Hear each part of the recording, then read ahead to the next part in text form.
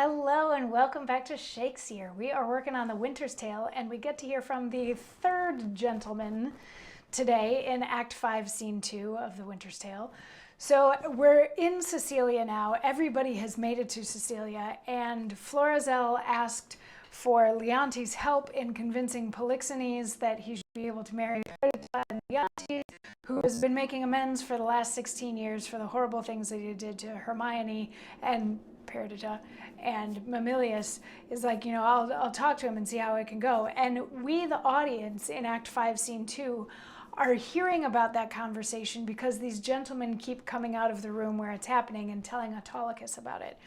So the first gentleman came out and he's like, I think they found the kid. And the second gentleman comes out and is like, yeah, that was definitely Leontes' daughter that was found.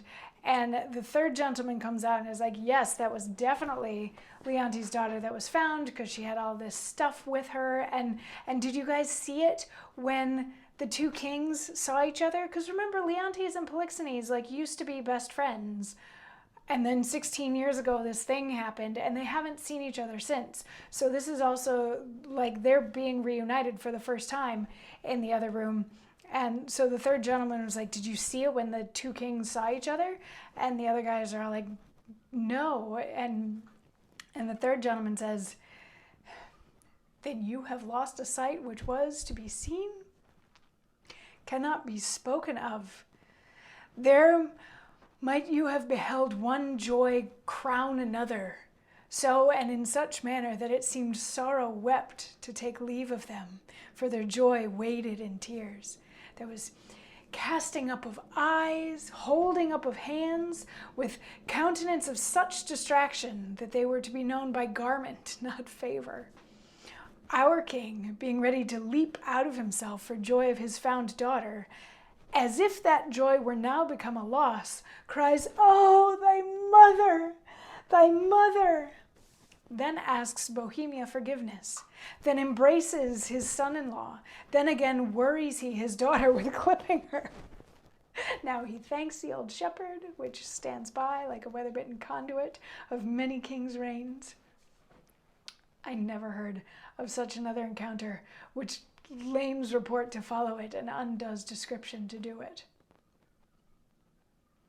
So what he's saying is that this was a lovely reunion between the two of them, and if Leontes wasn't already so happy about the joy that he expressed in finding his long lost daughter, who he presumed dead sort of by his own hand 16 years ago, the joy that he felt at that is so overtopped by his joy at seeing Polixenes again that almost looks sad.